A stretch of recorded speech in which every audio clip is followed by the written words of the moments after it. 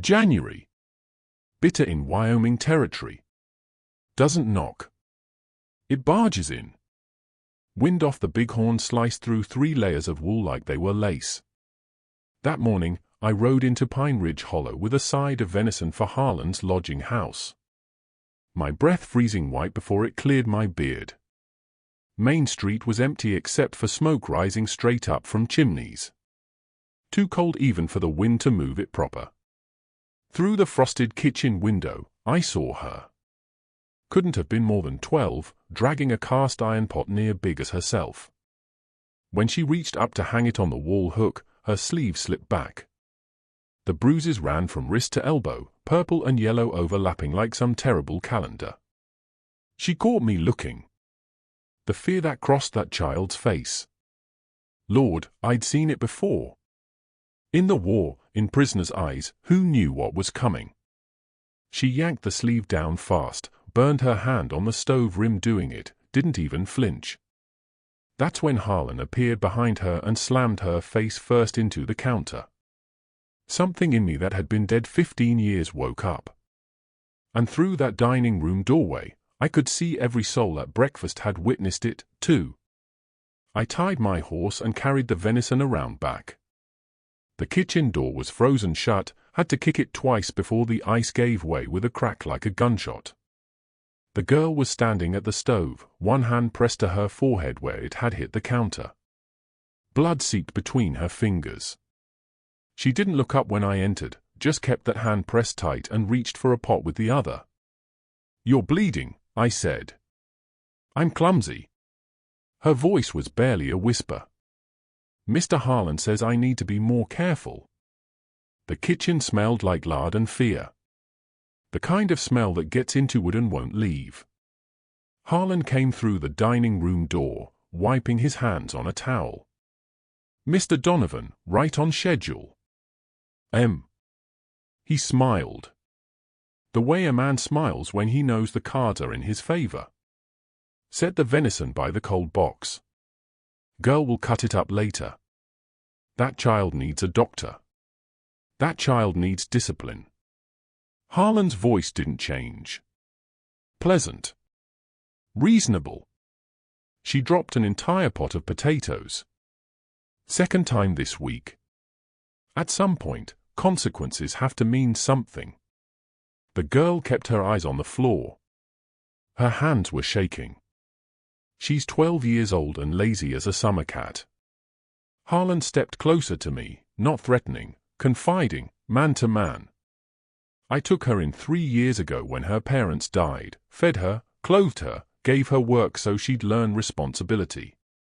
But some children, Mr. Donovan, some children need a firm hand, or they'll never amount to anything. Through the doorway, I could see the dining room. 6 men eating breakfast. Ranchers I knew, the banker, Jenkins from the general store. Every one of them had heard this conversation. Not one looked up from their plates. "You hit that child in front of witnesses." Harlan smiled like I was the one out of line. He walked past me into the dining room, raised his voice so everyone could hear.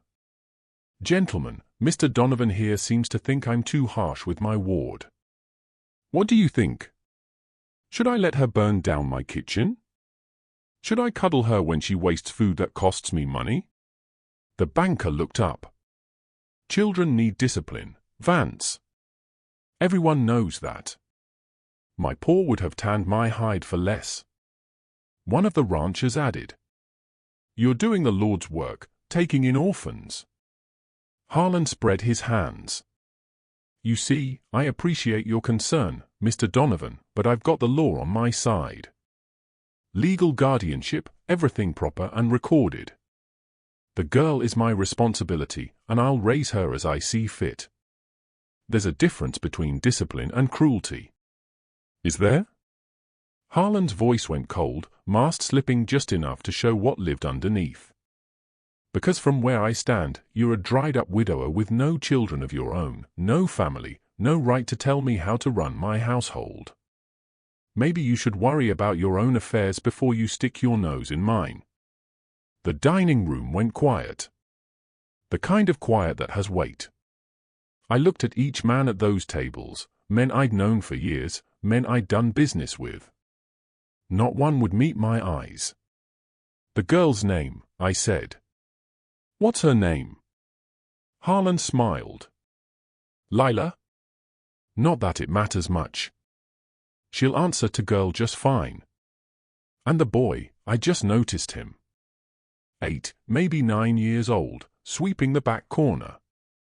He'd stopped moving when I raised my voice, now stood frozen, broom in hand, eyes wide. My stable boy, another charity case. Harlan, get back to work before I give you something to cry about. The boy moved quick, scared.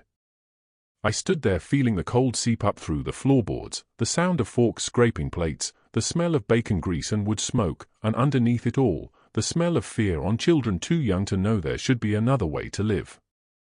Harlan leaned close enough I could smell his pomade. Dropped his voice to a whisper. Buyers are coming before the thaw, Donovan. Late January. After that, this won't be your concern anymore. That's when I noticed every man at those tables looking anywhere but at me and the little boy sweeping the back corner who'd stopped moving entirely. I went straight to the marshal's office. Marshal Grayson was pouring coffee when I walked in. Steam rising in the cold air. The office smelled like burnt grounds and old tobacco. He nodded. Coffee. I need to report a crime. What kind of crime? Child abuse. Vance Harlan. I just watched him slam a 12-year-old girl's face into a counter hard enough to split her forehead open. Grayson set the pot down careful. Too careful. You see it yourself? Through the window first, then in the kitchen. Then he bragged about it in front of 6 witnesses in the dining room. Bragged? Called it discipline. Said he's got legal guardianship, so it's his right. Grayson sat down at his desk, pulled out a folder, opened it slow. Vance Harlan, legal guardian to Lila Carson and Tommy James Carson. Paperwork filed with the Territorial Court 3 years ago. All proper, signed by Judge Whitaker himself. That doesn't give him the right to, it gives him the right to discipline his wards as he sees fit. Long as he's not causing permanent harm. Grayson looked up at me. That's the law, M. I don't write it. I just enforce it. She was bleeding. Heads bleed easy. Doesn't mean it's serious. He closed the folder. Look, I understand you got feelings about children after what happened to your daughter. This has nothing to do with Emily, don't it? His voice went soft, pitying. You've been alone up at that ranch 15 years. Maybe you're seeing things that aren't there. Maybe you're looking for something to fix because you couldn't fix. I stood up so fast my chair fell backward. The clatter echoed off the walls. Grayson's hand moved to rest on his pistol grip. Not drawing, just resting. I'm trying to help you here. Harlan's got friends, got money, got legal standing. You got a mortgage you're barely keeping current and a reputation for being difficult. You want my advice? Let this go. And if I don't, then you got no standing, no proof of permanent harm, and no business interfering with another man's legal household. His fingers tapped the gun grip once, twice. That's not a suggestion. That's a warning. The wind rattled the window. Outside, snow was starting to fall again. There's more children than just those 2, I said. He mentioned buyers before the thaw. Grayson's expression didn't change. You got proof of that. Just what he said. What you think you heard? In a private conversation that no one else can verify. He stood up. Go home, M. Take care of your own affairs. Stay out of Harlan's. I walked to the door. Put my hand on the frozen metal handle. Grayson's voice stopped me. I mean it. Some fights can't be won. This is one of them. The town council met in the church basement every first Thursday. I waited outside until the meeting opened to public comments. My boots squeaked on packed snow as I climbed down the steps. 7 men sat at a long table. Mayor Caldwell, Harlan, the banker, 3 ranchers who controlled most of the grazing land, and Pastor Ellis, who looked uncomfortable just being there. The basement smelled like damp stone and lamp oil. Sound carried strange down there, voices bouncing off walls, making everything seem louder than it was. Mr. Donovan, Mayor Caldwell, looked surprised. We weren't expecting public comment tonight. I'm here to file a formal complaint against Vance Harlan for child abuse. Harlan leaned back in his chair. Didn't look concerned again with this. I witnessed him physically assault a child in his care this morning. Multiple witnesses present. The child required medical attention. Did she receive medical attention? The mayor asked. No. So, you're speculating about medical necessity? The banker made a note. What exactly did you witness? I described what I'd seen. The bruises, the blood, the fear in that child's eyes. When I finished, the room was quiet except for the hiss of the oil lamps. Harlan pulled papers from his coat, set them on the table. Legal guardianship document signed and sealed. The children in my care are fed, clothed, sheltered, and educated in the ways of hard work and responsibility. Mr. Donovan, however, is a man who lost his own child 15 years ago and has since lived alone, isolated with no family. I believe his judgment regarding children is impaired by grief. That's a lie. Is it? Harlan's voice stayed calm. Reasonable. You burst into my kitchen this morning, accused me in front of my guests, made wild claims about legal matters you don't understand. Marshal Grayson has already declined to press charges because no crime occurred. Yet here you are wasting the council's time. Mayor Caldwell sighed. Mr. Donovan, we appreciate your concern, but Mr. Harlan has legal standing. Unless you have evidence of systematic abuse, evidence that would hold up in territorial court, there's nothing we can do. I have 6 witnesses who saw him hit that child. Discipline is not abuse, one of the ranchers said. My father disciplined me, made me the man I am. Mine, too, another added. Harlan leaned forward, looked right at me. Mr. Donovan, I'm a patient man, but you're costing me business with these accusations. My guests don't appreciate being made uncomfortable.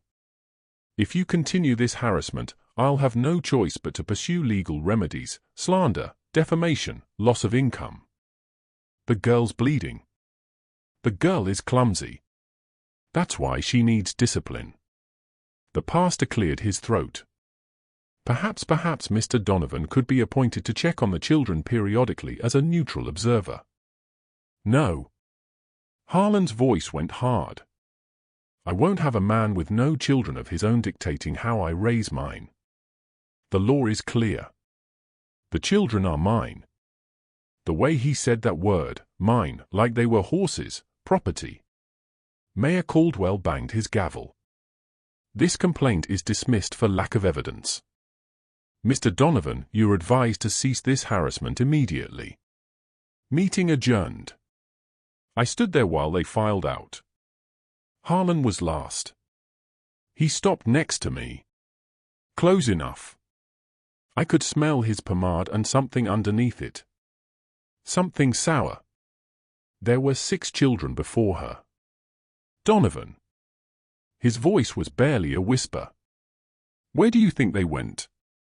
I was splitting wood behind my cabin when I heard the horse. After midnight, the kind of cold that made the stars look close enough to touch. My breath froze in the air, and every axe strike echoed across the frozen valley. Doc Whitaker rode up like a man being chased. His horse was lathered despite the cold. He climbed down stiff. Nearly fell. I could smell the whiskey before he got close. His voice was rough. We need to talk. You're drunk. I'm aware. He pulled a flask from his coat, took a long pull. His hand shook so bad the metal rattled against his teeth. Been drunk for 3 years. Ever since the first time Harlan brought that girl to my office with a broken rib and told me she fell down the stairs. I set the axe down. Come inside. My cabin was one room with a stone fireplace and a bed in the corner. I built up the fire while Doc sat at my table, still wearing his coat. The sound of logs cracking in the heat was the only noise for a long minute. I documented everything, he said finally. Every injury, every visit, 3 years' worth. He pulled 3 folders from inside his coat, set them on the table. His hand still shook.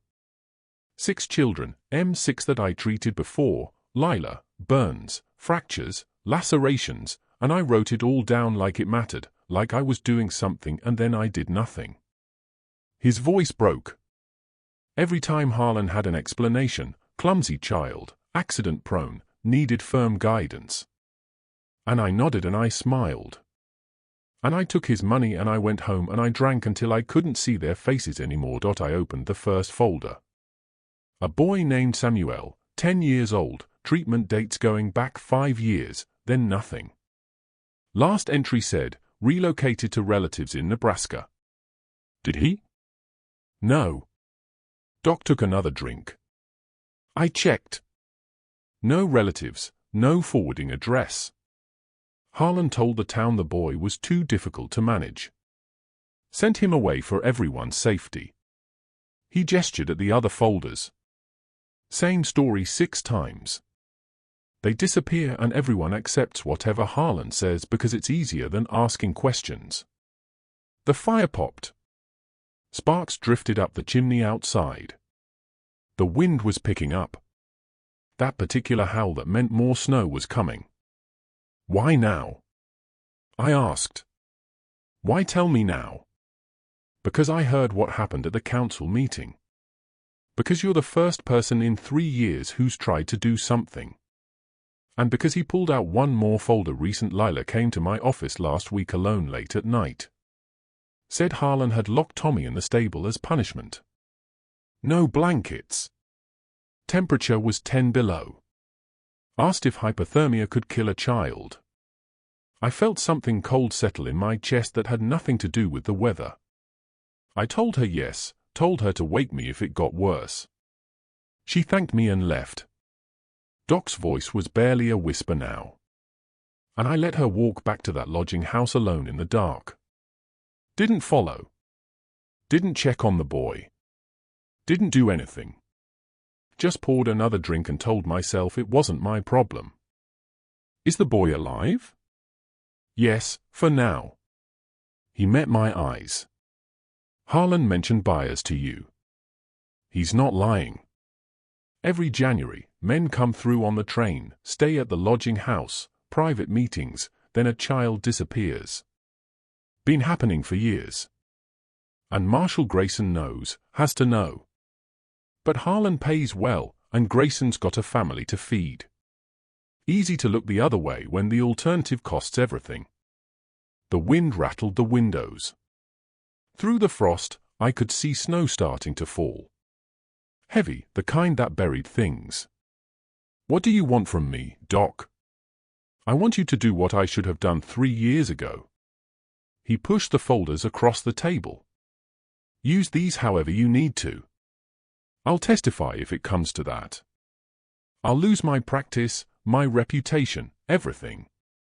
I don't care anymore. I can't keep living like this. He stood up to leave steady and now like confession had sobered him up. Doc, I stopped him at the door. Those buyers, Harlan mentioned, when are they coming? Last week of January, same as always. 2 more weeks. He pulled his coat tight. That's how long those children have left. Javier showed up at dawn, my ranch hand, and the closest thing I had to a friend. He'd worked for me 8 years, ever since I stopped a lynch mob from stringing him up for a crime he didn't commit. Some debts don't get repaid in money.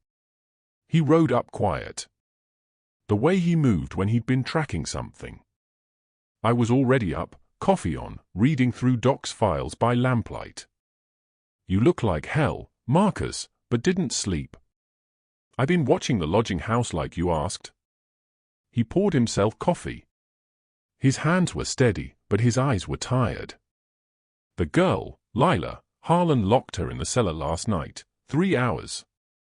When he brought her up, she could barely walk. The coffee cup stopped halfway to my mouth. Cellar, no heat, dirt floor, probably 20 degrees down there. Javier pulled out a piece of paper. I wrote down times, dates, what I saw, not just last night, the whole week. Thought maybe it would help. It will. There is more. He leaned forward. The boy Tommy, he stays in the stable loft. I climbed up yesterday while Harlan was in town. There are drawings hidden in the hay. Lots of them. And writing. The boy has been documenting things, I think. What kind of things? Names, dates, descriptions. I did not look close. Did not want to disturb anything. But one drawing, M. It showed men with a wagon and children's faces in the back with excess marked through them. The fire crackled. Outside, the first light was starting to turn the snow from black to grey. How many faces? 6. My hands clenched around the coffee cup. Tommy's mute. Everyone says he hasn't spoken since his parents died. The boy does not speak, but he has been writing things down. Javier's voice dropped. Harlan does not know. The boy is smart. He hides it well, but I think he has been keeping records, evidence for 3 years, waiting for someone to find it. I thought about that. An 8-year-old child traumatized into silence, documenting his own abuse and the disappearance of other children. Waiting, hoping. Can you get the drawings? Not without risk. Harlan watches the stable. But if you could distract him, keep him occupied in town. Javier shrugged.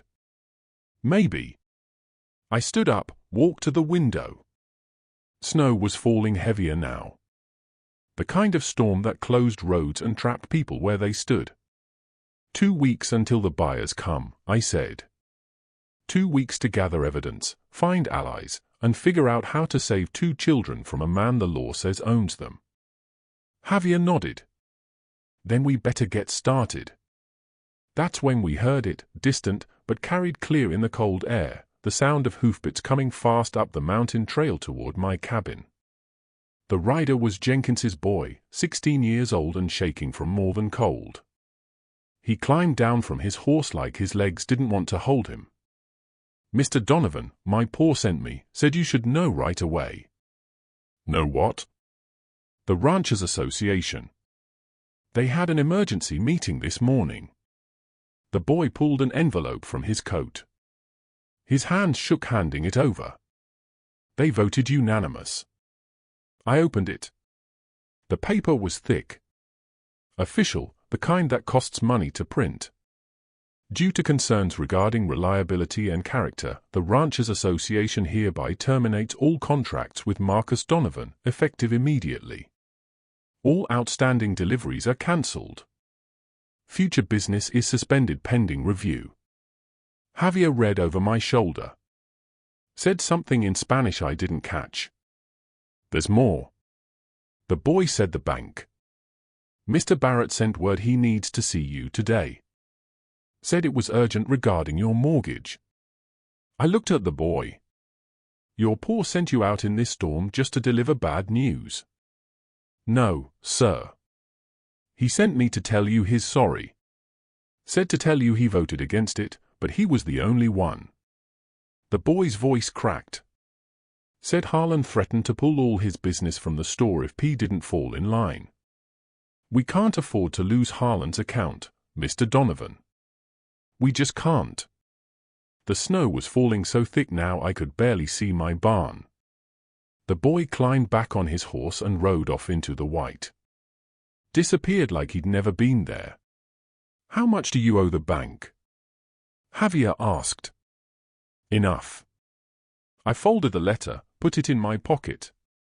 More than I can pay without the ranch contracts. Harlan moves fast. He's been doing this a long time. Knows how to pressure people where it hurts. By noon, I'd lost 3 more accounts. The feed supplier, the farrier, even the man who bought my eggs suddenly had enough from other sources. By evening, the banker rode up himself. Didn't even come inside. Just handed me papers through the doorway. Foreclosure proceedings. 60 days to pay in full or lose everything. I'm sorry, M. Barrett looked at too. Harlan made it clear. Any bank that does business with you won't handle his accounts. And his accounts are, he trailed off. I've got stockholders, a family. I can't afford to take the moral position. Nobody can, I said. That's how men like Harlan win. After he left, I sat at my table with Doc's files spread out and watched the light fade. The fire burned low. Javier had gone back to his place, but I knew he'd be back. Some men don't quit just because the odds turn bad. The sound of wind against the cabin walls, the smell of wood smoke and kerosene, and underneath it all, the weight of knowing that in 2 weeks, 2 children would disappear, and I was losing every tool I had to stop it. 3 days later, I was in town buying what I could still afford when I heard the screaming, not loud, muffled, coming from behind Harlan's lodging house. I ran. The cellar door was open, stone steps leading down into darkness. I grabbed the lantern hanging by the entrance and went down. The temperature dropped 20 degrees in as many steps. My breath came out white and thick. She was in the corner, curled up, not moving. Lila? No response. I got closer. Her lips were blue. Her skin was white as the snow outside. She was breathing but barely, shallow and slow. I picked her up. She weighed nothing, like holding a bird. Her dress was wet. She'd wet herself from the cold in fear, and it had frozen to her skin. The smell of urine and damp stone and something else. The smell of a child dying. I carried her up those steps out into the daylight. Main Street was full of people. Saturday afternoon, everyone in town saw me come out of that cellar with a child in my arms. Harlan was standing by the lodging house door. That's theft, Donovan. Put her down. She needs a doctor. She needs discipline. I told her to think about her attitude in the cellar for an hour. She's been down there 3. Maybe now she'll learn. 3 hours? My voice didn't sound like my own. It's 20 degrees down there. And whose fault is that? Harlan walked closer, calm, in control. She wouldn't stop crying. Woke up my guests. I told her to be quiet. She wouldn't listen. So, she got consequences. That's how children learn, Mr. Donovan. Through consequences, people were gathering, standing in doorways, watching. I looked at their faces.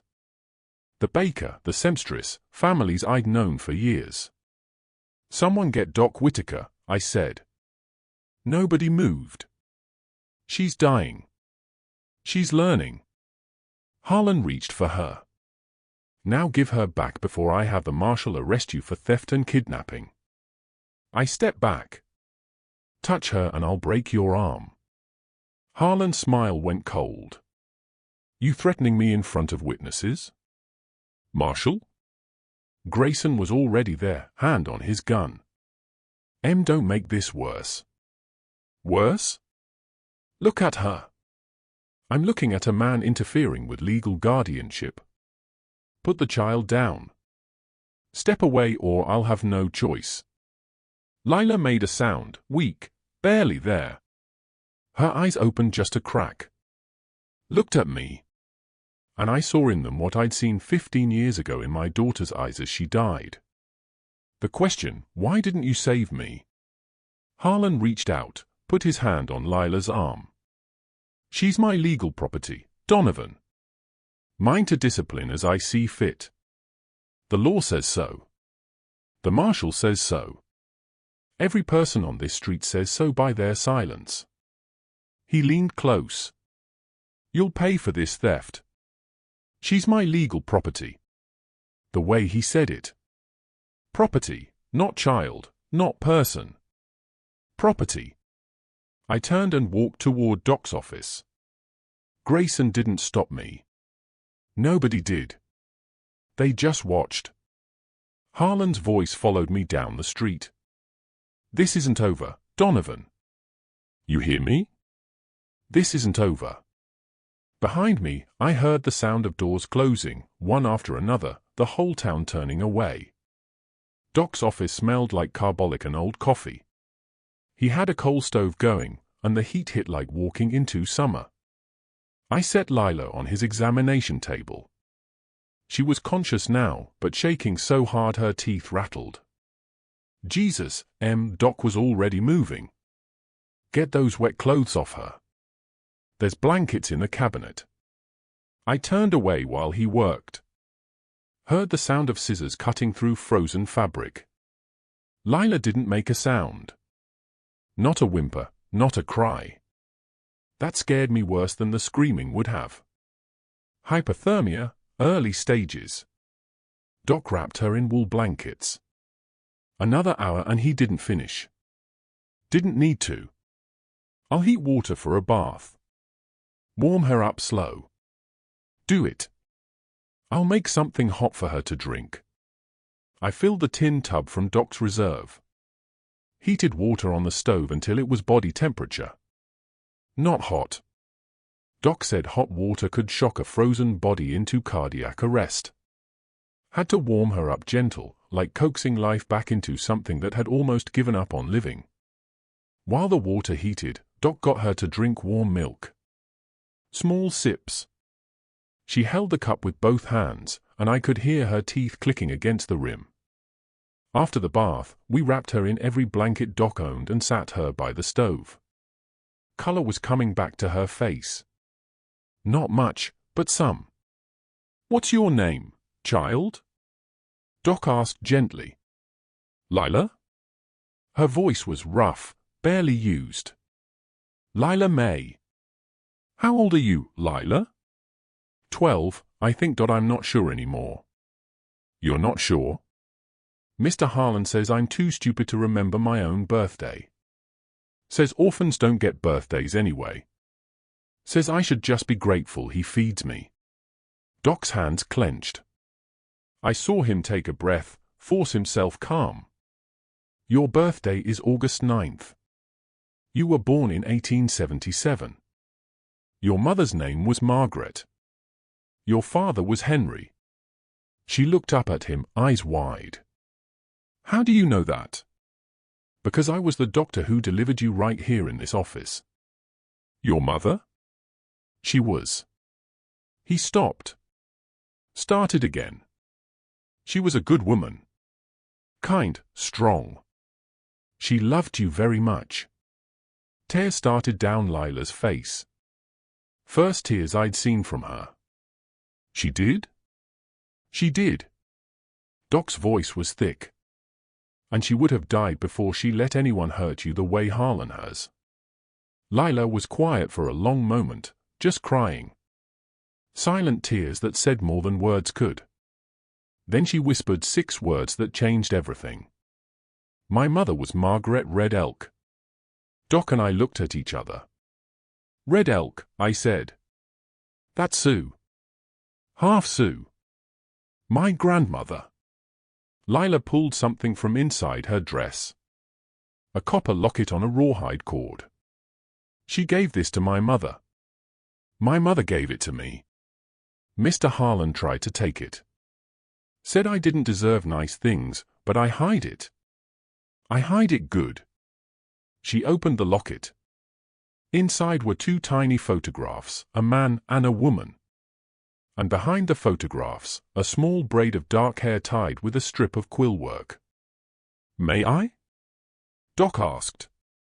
She handed it to him. He looked at the quill work close, turned it to catch the light. This pattern? I've seen it before. At the trading post, the Sioux reservation. He looked at me. If she's got tribal blood. Tribal jurisdiction. I finished outside Harlan's reach. What does that mean? Lila asked. I knelt down next to her. It means you might not be his property after all. An hour later, we had company. Eleanor Hay showed up at Doc's back door, looking over her shoulder like someone might be following. Eleanor taught school, spinster, 55 years old and sharp as a tack. She'd seen more than most and said less than she should have until now. I heard what happened on Main Street. She set a cloth-bound journal on Doc's desk. I've been keeping records, 3 years' worth. Every suspicious injury, every child who disappeared, every time Harlan said something that didn't add up. I opened the journal. Page after page of neat handwriting, dates, times, observations, the kind of documentation that could bury a man if it ever saw the inside of a courtroom.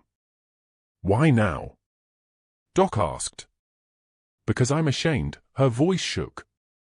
Because I've been writing everything down like that made me better than the people who just looked away. But it doesn't. I'm just as guilty. I watched, I documented, and I did nothing. You're doing something now, I said. Too late for 6 children. Maybe not too late for 2. She looked at Lila, who'd fallen asleep by the stove. That child deserves better than us. All of them did. Javier arrived just before dark. He'd been at the reservation all day. Chief Iron Bear will see you tomorrow. I told him about the locket. About Margaret Red Elk. He says the name is familiar. Says he needs to see the quill work to be sure. Sure of what? Sure she's family. Javier pulled off his hat. Snow fell from the brim onto Doc's floor. If she is, if the chief confirms it, he can claim her under tribal sovereignty. No territorial court can override it. No guardianship papers matter. She'd be under tribal protection. And the boy? Eleanor asked. Brother, same blood, same protection. We all looked at Lila sleeping, small, fragile, but maybe not as helpless as Harlan thought. Tomorrow then. Doc poured whiskey. His hand was steady for the first time in days. We take her to the reservation, get confirmation, and then we have 48 hours before Harlan's buyers arrive. I finish my drink. We better have a plan by then because Harlan's not going to let this go quiet. Outside, the wind was changing. Still cold, but something different in it. The smell of coming thaw, the sound of ice starting to crack. Javier looked out the window. Storm's breaking. Roads will be mud by morning. We'd gone from frozen to thaw, from winter to that in-between season where nothing was solid anymore. Everything was about to shift. Sunday morning came with sermons and accusations. The church was full. Everyone in town packed into pews that smelled like damp wool and hymnals. I sat in back alone, the space around me empty like I carried something contagious. Pastor Ellis started with Matthew. Love thy neighbor. Turn the other cheek. All the words that sound good until they cost something. Then Harlan stood up. Brothers and sisters, I need to address a serious matter. His voice carried practiced. Yesterday, a member of this congregation committed theft.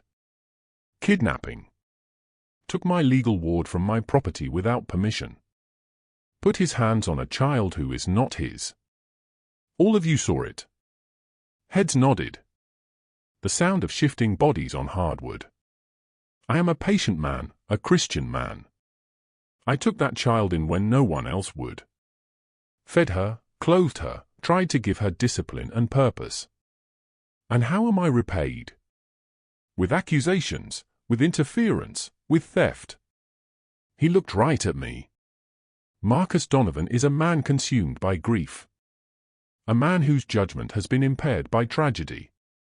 A man who projects his failures onto others and calls it righteousness. That's a lie, I said. Stood up. Is it? You lost your daughter 15 years ago, lost your wife, been alone ever since, and now suddenly you're concerned about other people's children. Where was that concern when your own family needed you? The church went dead quiet. The kind of quiet that echoes. I was fighting for the union when my family died. You know that. Fighting for glory while your wife and child were murdered by raiders. That's what I know. That's what everyone knows. Harlan's voice went soft. Sympathetic. Grief does strange things to a man's mind, Marcus. Makes him see things that aren't there. Makes him confuse discipline with abuse. Makes him dangerous. I felt every eye in that church on me. Judging, measuring, finding me wanting. Pastor Ellis cleared his throat. Perhaps we should discuss this in private. No. Harlan's voice went hard. This needs to be public. This man is spreading lies about me, poisoning the town against a pillar of this community. He needs to be held accountable. The child was dying in your cellar. I said the child was being disciplined. There's a difference. Harlan pulled papers from his coat. I have legal guardianship signed by a judge, witnessed, recorded. I have the right to raise those children as I see fit. And if Mr. Donovan continues this harassment, I'll have no choice but to pursue legal action for slander, for defamation, for attempted kidnapping. The banker stood up. Vance is right. We can't have people interfering with legal guardianship, sets a bad precedent. Agreed. One of the ranchers said, a man's household is his own business. More voices, agreement building, the sound of a community choosing comfort over conscience. Pastor Ellis looked at me. I saw pity in his eyes and shame. Marcus, perhaps it would be best if you took some time away from town. Let tempers cool. You're asking me to leave? I'm asking you to respect the law and the sanctity of this house of worship. He gestured to the door. Please. I walked out through the center aisle. Past faces I'd known for decades. Not one person met my eyes. Not one. Outside, the snow was melting. Water dripping from the church roof sounded like a clock ticking. The smell of wet wood and mud. Spring trying to push through winter's corpse. Harlan followed me out onto the steps. Made sure everyone could hear. Stay away from those children, Donovan. Stay away from my property, or the next time I see you, I'll have you arrested. He went back inside. The door closed. Left me standing in the mud with the sound of him starting up behind wooden walls. I'd been to war. I'd buried my family. I'd lived alone for 15 years, but I'd never felt as isolated as I did in that moment. Cast out by my own community for the sin of giving a damn about a dying child. Marshal Grayson found me an hour later. I was at my ranch packing. If the town wanted me gone, I'd go, but not before I finished what I'd started. We need to talk. Nothing to talk about. You made your position clear.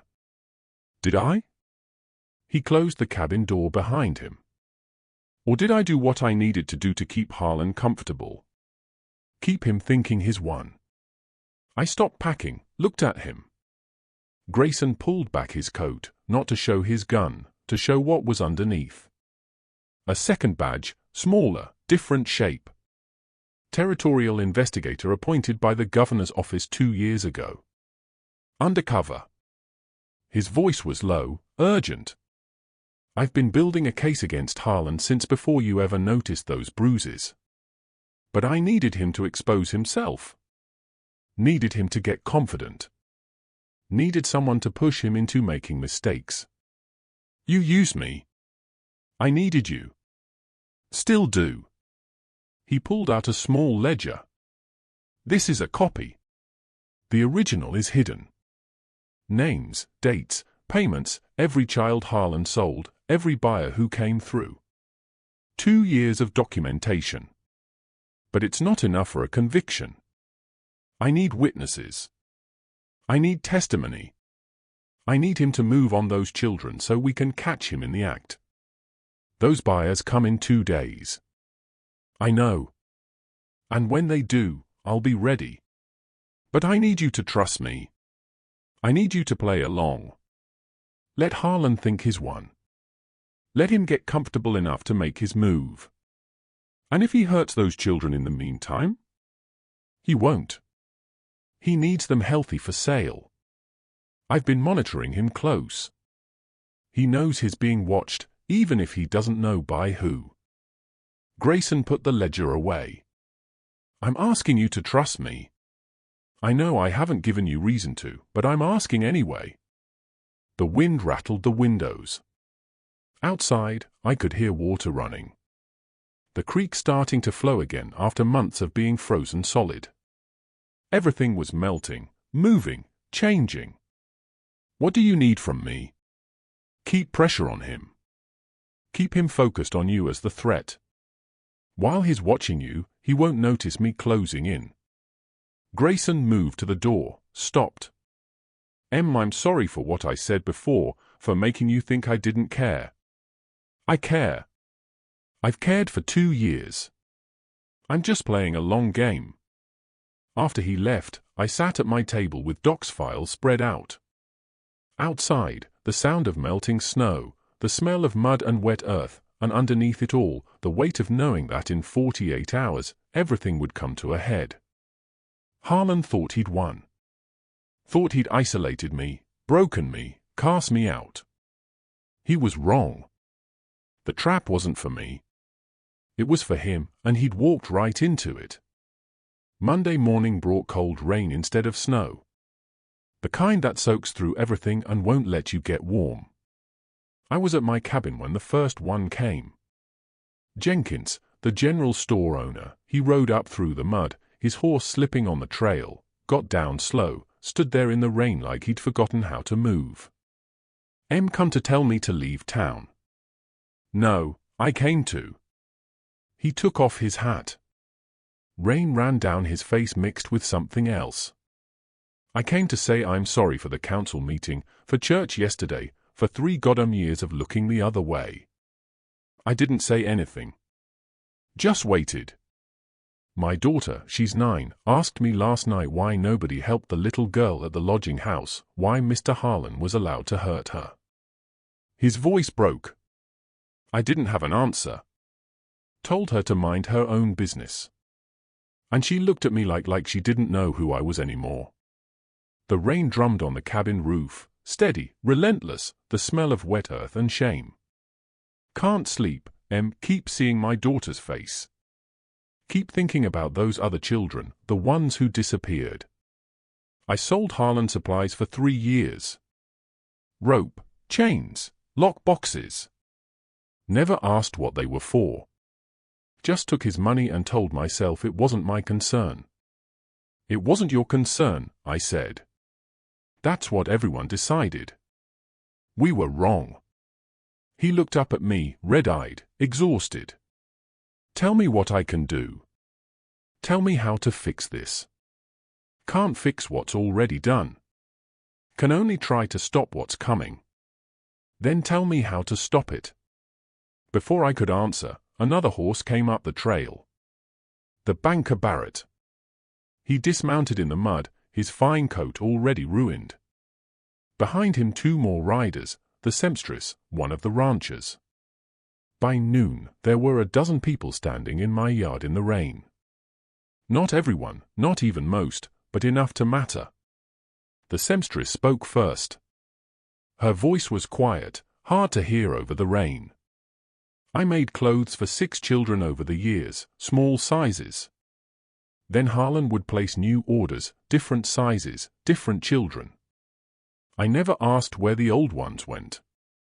Never asked why there were always new orphans who needed clothes. I sold him train tickets. The station master said. Late-night departures, private cars, sometimes with children, sometimes without. The children never came back. I documented every sale, every date. Never reported it. One by one, they confessed, not to me, to themselves, to the rain, to whatever God they thought might still be listening. The banker broke down. Actually broke down on his knees in the mud. I approved loans for his expansion 6 times. Every time a child disappeared, Harlan would expand his business, buy new equipment, renovate rooms, and I never connected it, or I didn't want to. Doc showed up an hour into it, stayed at the edge of the group. When his turn came, he just said, "I knew from the beginning." Every broken bone, every burn, every injury that didn't match the explanation, and I documented it and did nothing. I'm as guilty as Harlan, more maybe, because I had the power to stop it, and I chose whiskey instead. Pastor Ellis was the last to arrive. Walked up through the rain like a man heading to his own hanging. I preached about charity, about protecting the weak, about Christian duty. And every Sunday, Harlan sat in the front pew, and those children sat in the back. And I saw the fear in their eyes, and he couldn't finish. Just stood there with rain running down his face and his hands shaking. "Why now?" I asked them all. "Why tell me this now?" Jenkins answered, "Because we're tired of being cowards. Because yesterday in church, watching you get cast out for doing the right thing, we all saw what we'd become, and we can't live with it anymore." Pretty words. But those children are still in Harlan's house, and in 48 hours buyers are coming to take them away forever. What are you willing to do about it? Really do? Silence. Just the sound of rain on mud and breath clouds and cold air. Then Jenkins said, "Whatever it takes. You could lose everything. Your businesses, your reputations, maybe your freedom if this goes wrong. Already lost something more important," the seamstress said. "Lost the ability to look at ourselves in mirrors." Barrett stood up from the mud.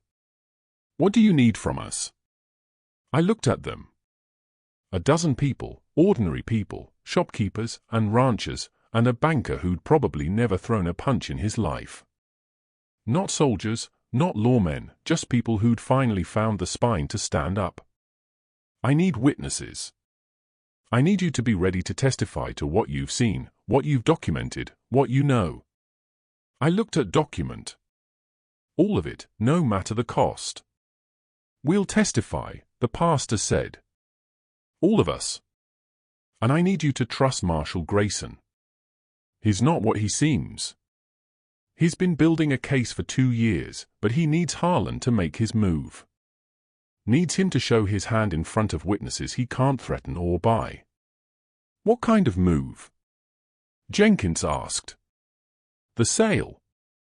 The transfer of children to buyers. We let it start. Let him commit the crime in public. Then we end it." "You're talking about using those children as bait," the seamstress said.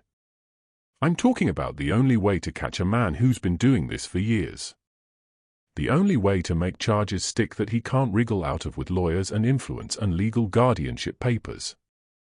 The rain was letting up, clouds breaking, the smell of wet earth stronger now, spring pushing through winter's corpse.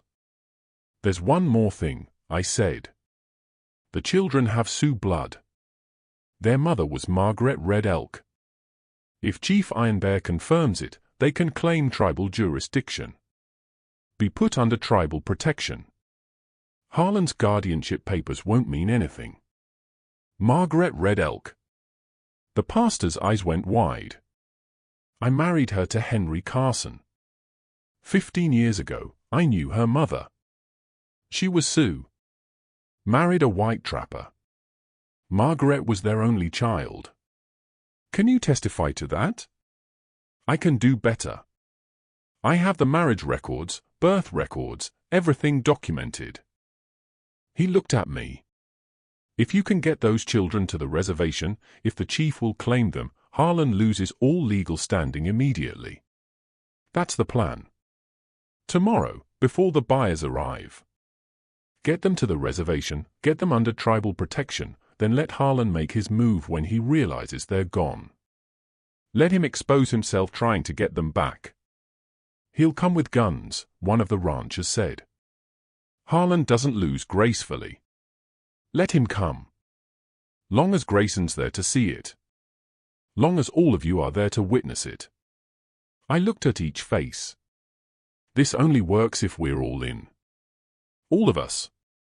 No backing out when it gets hard. We're in, Jenkins said. All of us. They left one by one, back down the muddy trail, back to their lives that would never be quite the same again.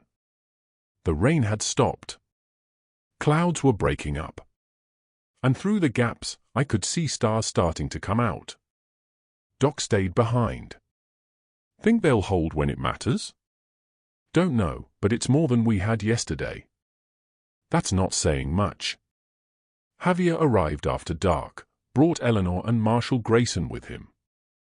We gathered around my table with a single lamp burning, kept our voices low, even though the nearest neighbor was miles away. Chief Iron Bear will see you at dawn, Javier said. But there's a problem.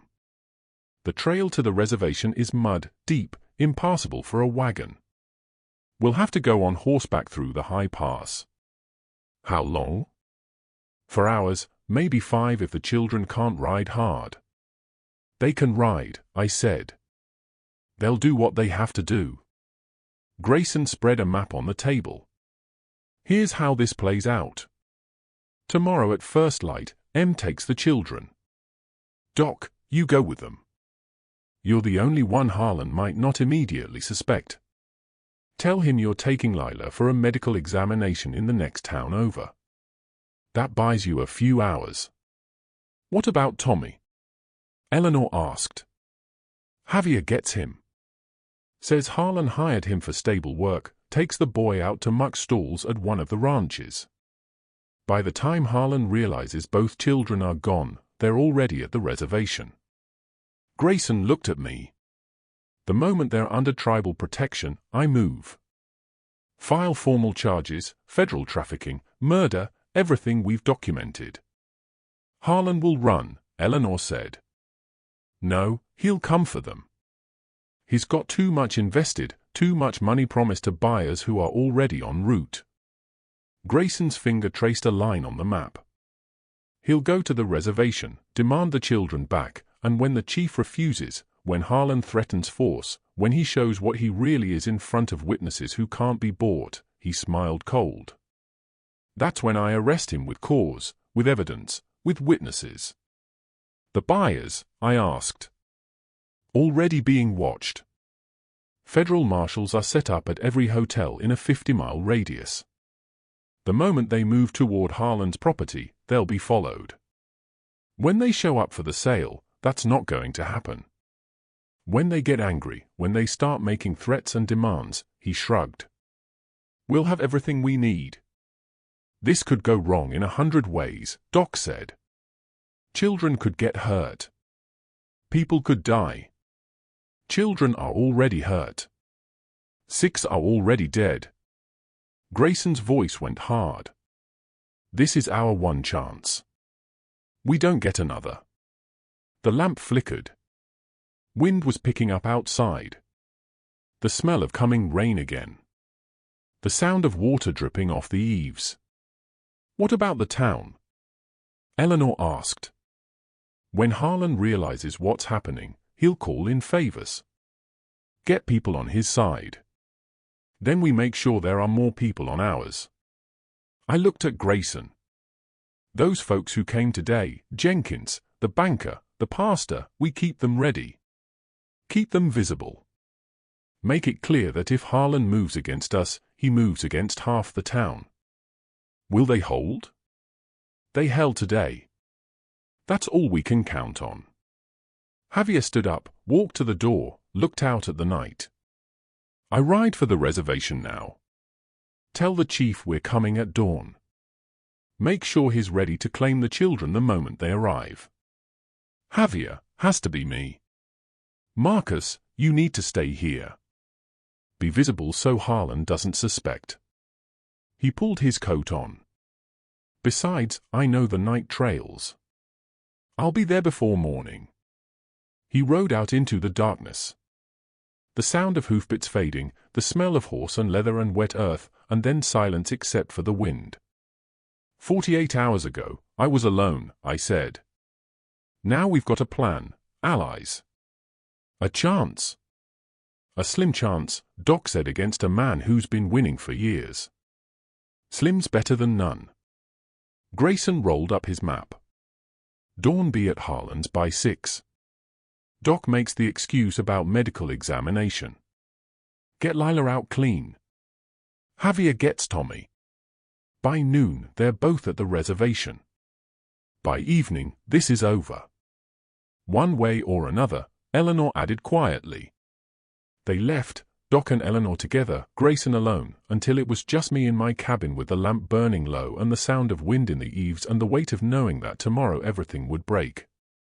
I pulled out the copper locket Lila had given me to hold. Opened it, looked at the faces of her parents, Margaret Red Elk and Henry Carson, dead 15 years, murdered, and their children had been paying for it ever since. Tomorrow, I said to those faces, tomorrow we finish this.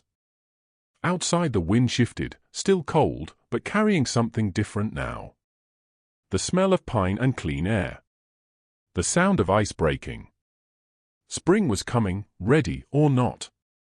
And with it, a reckoning. Dawn came with warm wind. Not the killing cold we'd had for months, but a Chinook wind from the mountains. The kind that melts a foot of snow in a day and makes men believe winter might actually end. The smell of it was different.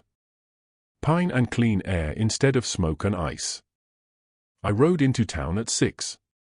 Doc was already at Harlan's making the excuse about medical examinations.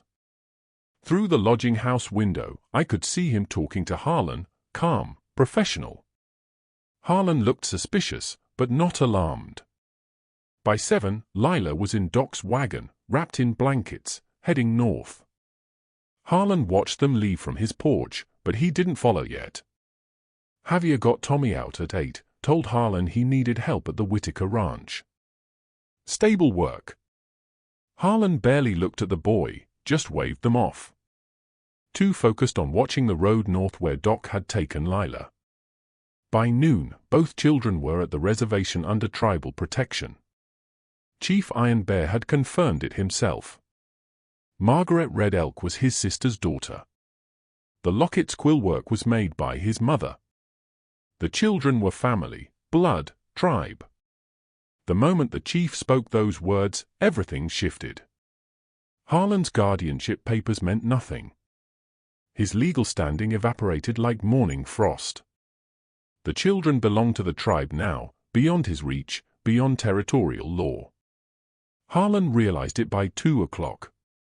I was in town when he found out, standing outside Jenkins's store with a dozen townspeople who'd decided they were done being cowards. We heard him scream from inside the lodging house, heard furniture breaking, heard him shouting for his horse. It's starting, Jenkins said quietly. Harlan burst out of the lodging house like a man on fire, mounted his horse, saw us standing there, ending. Saw our faces, and something in him broke loose. Where are they? Spit flew from his mouth. Where are those goddamn children? Safe, I said. Where you can't touch them. They're mine. Legal guardianship, signed papers. Doesn't matter. They've got Sioux blood. Tribal jurisdiction supersedes territorial law. Chief Iron Bear claimed them this morning. They're under tribal protection now. Harlan's face went from red to purple. You can't do this. I paid for those children. I fed them, housed them. They're mine to do with as I please. Paid for them? Grayson said. He'd been standing in the marshal's office doorway, stepped out now into the muddy street. Interesting choice of words. You know what I meant? I do.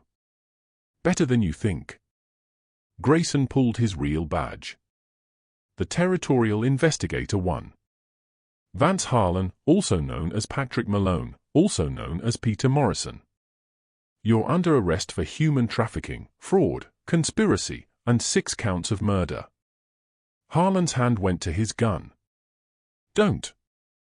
Grayson's voice went cold as winter ice. 20 witnesses right here. Federal marshals watching from 3 different buildings. You draw that weapon. You don't leave this street alive. Harlan looked around, saw the people gathered, saw Jenkins and the banker and the seamstress and the pastor. Saw faces he'd controlled through fear and money, and saw something different in them now, something that looked like spines growing back. You're all going to regret this, Harlan said. His voice shook. The buyers will be here tomorrow. They're expecting those children. They've paid deposits. When they don't get what they paid for, we'll be waiting for them, Grayson said. Already have their names, their descriptions, federal warrants being drawn up as we speak. That's when the sound came. Distant at first, then closer. Hoofbeats, multiple horses. Coming from the North Road. Chief Iron Bear rode into town with 6 warriors. They moved in formation, professional, the kind of riders who'd been doing it since childhood. They stopped in the middle of Main Street between Harlan and the road out of town. The chief was an old man, 67, but he sat his horse like he was carved from stone. When he spoke, his voice carried clear in the warm wind. This man, he pointed at Harlan. This man has stolen children, Sioux children, children of Margaret Red Elk, daughter of my sister. This man has no claim, no right, no authority. They're mine. Harlan screamed. Legal papers. A judge signed them. White man's law. The chief's voice didn't change. Didn't rise. This child has Sioux blood. Our law says she belongs to family. Family claims her. White man's law means nothing. Harlan looked at Grayson. You can't let him do this. I have rights. Had rights. Grayson pulled out shackles. Lost them when you started selling children like livestock. That's when the boy stepped out from behind the chief's horse. Tommy, 8 years old, hadn't spoken in 3 years, stood in the muddy street in clothes too big for him, and looked at Harlan with eyes that held more courage than most grown men ever find. Harlan's face went white. The boy can't talk. He's mute. Tommy reached into his shirt, pulled out papers, dozens of them, folded and refolded. 3 years' worth of documentation written in a child's careful handwriting. He walked forward, handed them to Grayson, then turned to face Harlan and the whole town. My name is Tommy James Carson. His voice was rough from disuse, quiet, but every word carried. I am 8 years old, and I remember everything. The street went silent. Even the wind seemed to hold its breath. I saw you kill my parents. Tommy's voice didn't shake. 3 years ago in our house, you poisoned their tea. My sister and I watched from the loft. You thought we were asleep, but we saw. You took the cups away after. Washed them. Then you told everyone they died of fever. Harlan tried to speak. Nothing came out. I saw you take 6 other children, Sarah and Susan, Samuel, Rebecca, John, Maria. Tommy counted them on his fingers. You sold them to men who came on the train. I wrote down the dates, the names, what the men looked like, where you kept the money. He gestured to the papers in Grayson's hands. It's all there. Everything.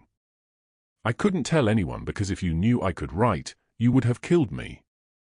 So I stayed quiet and I waited and I wrote it all down. Tommy looked at me then. I waited for someone brave enough to stand up. Someone who would see us, really see us, not just look away like everyone else. Tears were running down his face now, but his voice stayed steady. I'm not afraid of you anymore, Mr. Harlan, because you don't own me. You never did. And now everyone knows what you are. Harlan lunged for the boy. Grayson's gun came out. So did Chief Iron Bear's rifle. So did mine. 20 weapons pointed at one man in the space of a heartbeat. Harlan froze. "It's over," Grayson said. "Been over for 2 years. Just took this long for you to see it." He cuffed Harlan, read him his rights. The whole time, Tommy stood there watching, not running, not hiding, just witnessing the man who'd stolen his childhood finally being held accountable.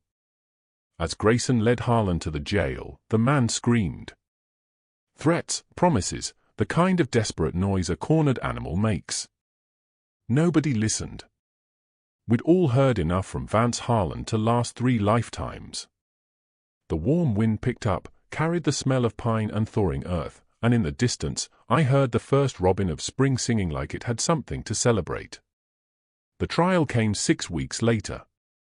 Federal court in the territorial capital. Judge from Denver who didn't know Harlan, didn't owe him favors, didn't care about his money or his influence. The courtroom smelled like old wood and furniture polish. Packed so full people stood in the back, every seat taken. Half of Pine Ridge Hollow had made the journey, not to support Harlan, to testify against him. I sat in the front row with Lila and Tommy. The children wore new clothes, clean, well-fitted. Lila's sleeves were short, first time I'd seen her arms bare in public. The scars showed. Old bruises faded to yellow. Burns healed but visible. She didn't try to hide them anymore. Doc testified first, brought his medical files.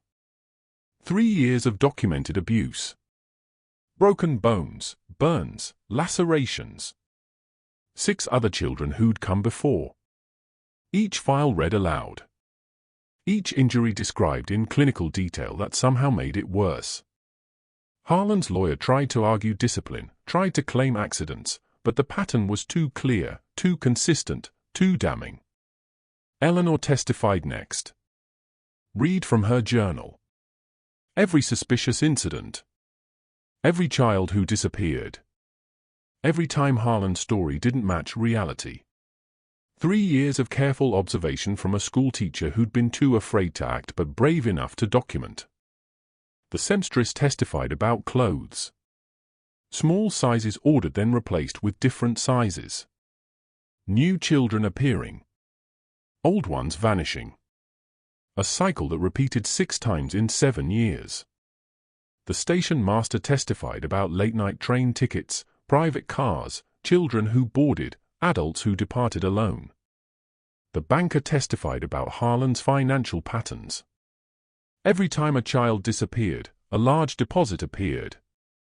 Always cash, always anonymous, always followed by business expansions that made no economic sense unless there was another source of income. Javier testified about the stable loft, about Tommy's hiding place, about 3 years' worth of documentation written by a child who'd pretended to be mute to stay alive long enough to bear witness. Pastor Ellis testified about Margaret Red Elk, about her marriage to Henry Carson, about her Sioux heritage, about baptizing both children when they were born, about knowing them before Harlan ever claimed them. Then Chief Iron Bear testified, spoke about tribal law, about blood rights, about a sister's daughter stolen by a white man who thought pieces of paper mattered more than family. His testimony established that Harlan's guardianship had been fraudulent from the start, claiming children who belonged to tribe without tribal consent or knowledge. Federal marshals testified about the buyers, about catching them at the railroad station with cash and transport arrangements, about their connections to labor camps and brothels, about a network that stretched across 3 territories. And finally, Tommy testified. He stood at the witness stand in clothes that fit him now, looked at Harlan sitting at the defense table, and he told his story, all of it, in his own words, steady, clear, unflinching. When he described watching Harlan poison his parents' tea, the courtroom went dead silent. When he described 3 years of abuse, of waiting, of documenting, of hoping someone would finally see, half the jury was crying. Harlan's lawyer tried to cross-examine, tried to break the boy's story, tried to suggest he was lying or confused or manipulated. Tommy pulled out his papers, the originals, 3 years of documentation. This is my handwriting. These are my words. I wrote this so someone would believe me when I finally got the chance to speak. I'm speaking now and I'm telling the truth.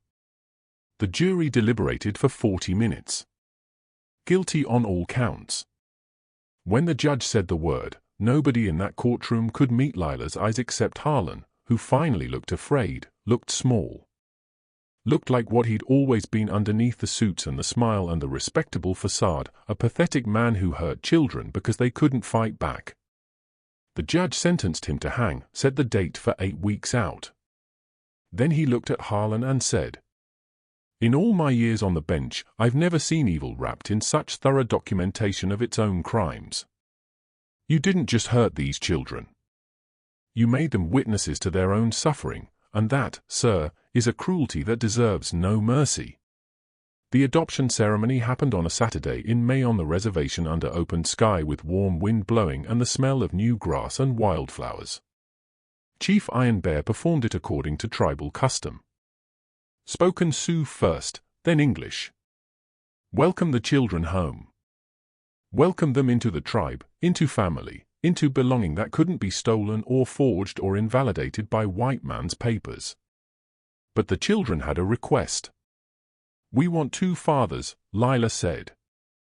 Her voice was stronger now, confident. "Our tribal family and M." The chief looked at me. "You would take these children, raise them according to both ways, Sioux and white?" "I'd be honored." "Then it is done." They gave Lila a new name in Sioux, something that meant survivor and strong heart at the same time. Gave Tommy a name that meant truth speaker, but they kept their English names, too. Kept their mother's name, Carson, and added mine, Donovan. Lila Mae Carson Donovan, Tommy James Carson Donovan. The ceremony ended with gifts. Lila gave me the copper locket. "You hold it for me. Keep it safe, but I don't need to hide it anymore." Tommy gave me a drawing, not one of his documentation pieces, a new one. Drew it that morning. It showed a man and 2 children standing in front of a mountain. Below it, in careful letters, family. We sealed the lodging house cellar that afternoon, filled it with stones, cemented over it. The lodging house itself was scheduled for demolition. The town council voted unanimously. Where it stood they'd build a garden, plant 7 trees, 1 for each child. Lila wore short sleeves to the ceremony. Didn't hide anything anymore. The scars showed, but so did her smile. Harlan hanged on a June morning. I didn't attend. Neither did the children. Lila said he was already dead to her.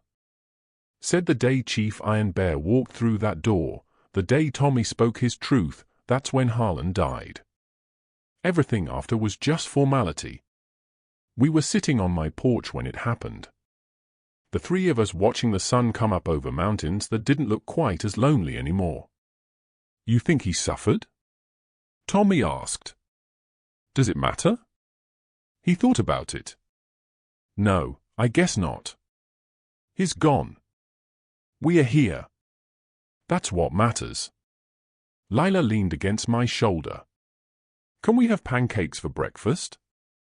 "We can have anything you want." "Then I want pancakes. And for Tommy to stop leaving his drawings everywhere and for you to teach me how to ride the big horse." And she smiled. "And I want to stay here forever. Is that okay?" "That's more than okay. That's everything." The sun cleared the mountains, warm, bright. The smell of coffee from inside the cabin, the sound of oil, the sound of birds, Tommy's pencil scratching on paper as he drew something new. Lila humming a song her mother used to sing. Spring had finally come. And with it something I thought I'd lost 15 years ago. A reason to believe tomorrow might be better than today. That was 15 years ago, this spring. Lila is 27 now, teaching school over in Billings. Married a good man, Sioux. Works for the tribal council. They've got 2 children, boy and a girl. Visit every Sunday for dinner. The girl has her grandmother's eyes, Margaret's eyes. Same fierce spirit, too. Tommy runs a ranch 40 miles north. Talks plenty these days. Maybe making up for lost time. His wife says he still has nightmares sometimes. Wakes up counting to 20 under his breath. But they're getting further apart. Healing takes time, she says.